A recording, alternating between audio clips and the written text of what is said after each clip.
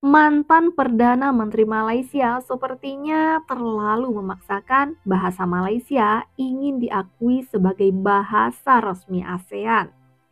Dan isu ini akan menjadi salah satu agenda utama dalam KTT ASEAN ke-47 yang akan dilaksanakan di Kuala Lumpur dan akan diselenggarakan pada tanggal 26 sampai 28 Oktober 2025. KTT ASEAN ke-47 ini dinilai sebagai momen penting untuk meraih dukungan dari Indonesia dan Brunei. Namun para pengamat politik Malaysia meragukan hal itu. Karena fakta di lapangan banyak anak-anak muda Malaysia malu menggunakan bahasa Malaysia. Kebanyakan anak muda di Malaysia menggunakan bahasa Inggris. Bahkan tak sedikit ada juga anak-anak kecil di Malaysia selalu menggunakan bahasa Indonesia gaul. Jadi para pengamat menilai anak-anak Malaysia dijajah oleh bahasa dari luar negaranya. Mari kita simak video selengkapnya. Enggak sih, gue orang Malaysia. Kok bisa bahasa Indonesia? Kamu belajar di mana? Boneka gue. Oh, kalau ngomong berantem, kenal. Gue colok pisau beneran. Saya datang sekolah, saya jumpa dengan girlfriend. So you datang sekolah hanya untuk jumpa girlfriend ya, tu? betul. Bukan untuk belajar? Bukan. Okey, terima kasih kerana betul. buat pengakuan. Saya hantar. Agar usaha memperkukuh kedudukan bahasa Melayu dibawa ke sidang kemuncak ASEAN ke-47.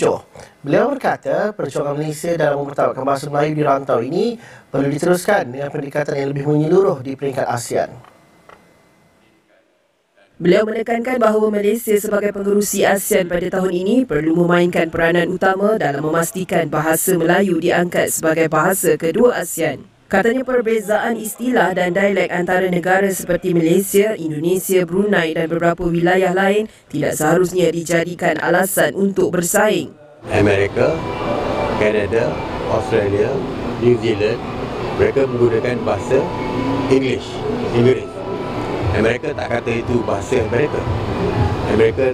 Australia tak kata itu bahasa Australia. Dia masih lagi menyebut English. Sebab English adalah akar kepada semua bahasa.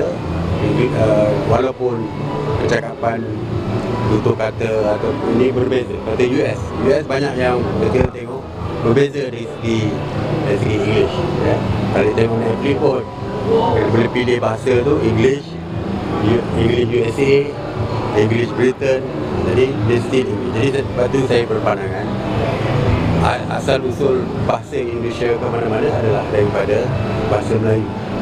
Kemudian kita panggil bahasa Indonesia. Jadi tak sepatutnya menjadi polemik lah.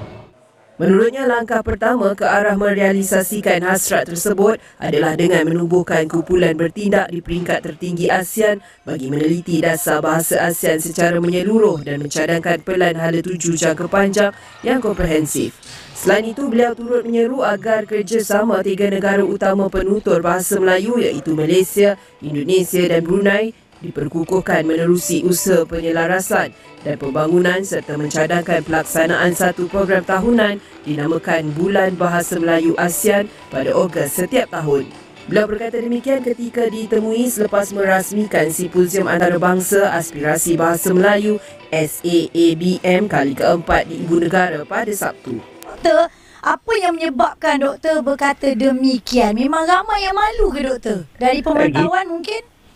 Baik, saya 2-3 hari ini saya telah tular di media tentang kenyataan saya bahawa mengatakan Malaysia ni negara yang pelik. Jadi satu daripada yang kepelikannya ialah kita ada barang sendiri tapi kita tak nak pakai barang kita sendiri. Contohnya bahasa. Kita ada bahasa kebangsaan, bahasa Melayu yang baik tapi kita segan dan malu nak menggunakan. Itu pelik yang pertama tu Pak Nel. Yang kedua peliknya yang kedua ialah seperti yang telah disebutkan tadi, dinyatakan tadi, kita percaya barang orang lain lebih baik daripada barang kita sendiri. Jadi kita lebih percaya barang orang daripada barang sendiri. Jadi seperti kata yang kita bincang tadi, kita pakai bahasa Inggeris kita rasa lebih baik, lebih hebat dan lebih tinggi martabat kita. Ya, betul. Padahal yang kita pakai itu barang penjajah kita minta. Punya tu. Okey. Yang ketiga, tak percaya barang kita lebih baik, pada orang lain percaya barang kita lebih baik. Ya. Betul. Kita bagi contoh di negara China tahun 60-an dah ada pengajian Melayu, mereka nak belajar bahasa kita. Betul. Begitu juga di Jepun. Di Jepun, di Perancis, di negara Jerman sudah ada pengajian Melayu ni.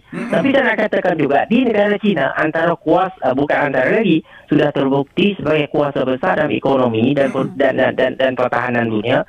Telah ada 16 universiti yang ada pengajian bahasa Melayu. Jadi itu yang pelik tentang negara kita, tentang berkaitan bahasa ni, Pak. Dan kawan-kawan, kita kena kembali kepada satu pendekatan di mana bumi dipijak, di situ langit ditunjuk. Kita telah merdeka, tapi kenapa ada soal tidak boleh mengujarkan bertutur dengan baik dalam bahasa kebangsaan kita sendiri? Betul. Itu satu persoalan. Tunggang terbalik. Ya, soalnya ialah soal rasa cinta dan tanggungjawab kita kepada negara kita. Malu. Kenapa malu? Anda tak berpakaian. Kalau bercakap dalam bahasa Melayu ni terbuka pakaian anda. Ya, mungkin sebab kita dah dimomokkan dengan menggunakan bahasa Melayu ni nampak biasa-biasa je berbandingkan dengan bahasa lain. Jadi ini kita sebenarnya kenyataan daripada Dr. Hazmi Ketua Pengarah Dewan Bahasa dan Pustaka. Dia kata pelik dan sebenarnya situasi ini menakutkan jugalah. Ini ada pakar bahasa.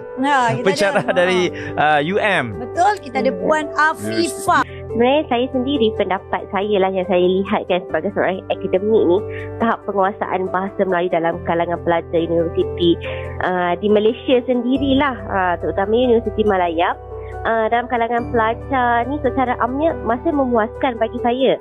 Tapi ada jurang yang ketara antara pelajar. Kita tengok berdasarkan latar belakang sosioekonomi mereka, dari mana sekolah mereka datang sebelum ni, bagaimana perkembangan penggunaan bahasa di rumah tu sendiri.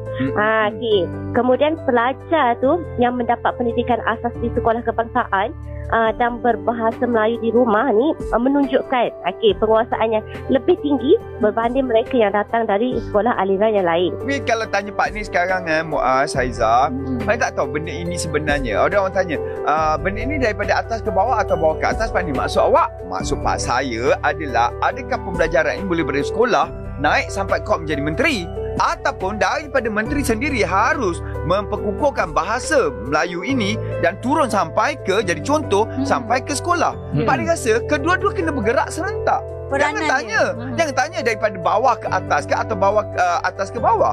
Ini harus bergerak serentak. Siapa? Nama gue Lokman Hakim. Wah, kau bisa bahasa Indonesia? Kamu orang Indonesia ya?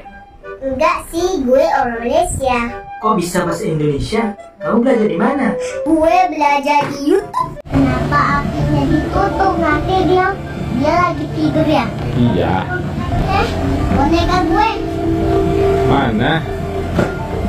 Kamu orang Indo atau orang Indonesia? Orang Malaysia? So, kamu mau nikah sama aku? Mau nikah sama mama gue. Oh, sama gue? Lu takut sama gue? Enggak. Kenapa lu takut sama gue? Gue kan udah gede. Masa lu gak takut sama gue? Mau berantem lo? Oh, kalau lo mau berantem, gue mau. Gue colok pisau beneran. Pisau beneran? Masa berani lu sih? Tangan gue? Saya tersentap dengan kata-kata Zidin Aziz. Bahasa Melayu ni dijajah penjajah. Penjajah yang dimaksudkan bukanlah mereka, tapi adalah diri kita. Sebab tu, ibu ayah kena ambil peranan. Pantau apa yang anak dengar, apa yang anak tonton, dan tolong tanam dalam diri anak rasa cinta akan bahasa ibunda kita. Pegang baik-baik. Pemerintah Malaysia bersikeras memperjuangkan pengakuan tersebut. Banyak yang menilai langkah itu terkesan terlalu memaksakan kehendak demi gengsi nasional di saat masyarakat Malaysia sendiri pun belum sepenuhnya bangga terhadap bahasanya sendiri. Padahal ada yang lebih layak, contohnya bahasa Indonesia yang jelas-jelas sudah diakui oleh UNESCO. dan penggunanya lebih dari 280 juta orang. Tapi pemerintah kita tidak terlalu sibuk memikirkan bahasa seperti Malaysia, karena bahasa Indonesia sudah diakui oleh dunia. Sampai di sini with LK temani waktu Anda. Terima kasih dan sampai jumpa lagi di video berikutnya.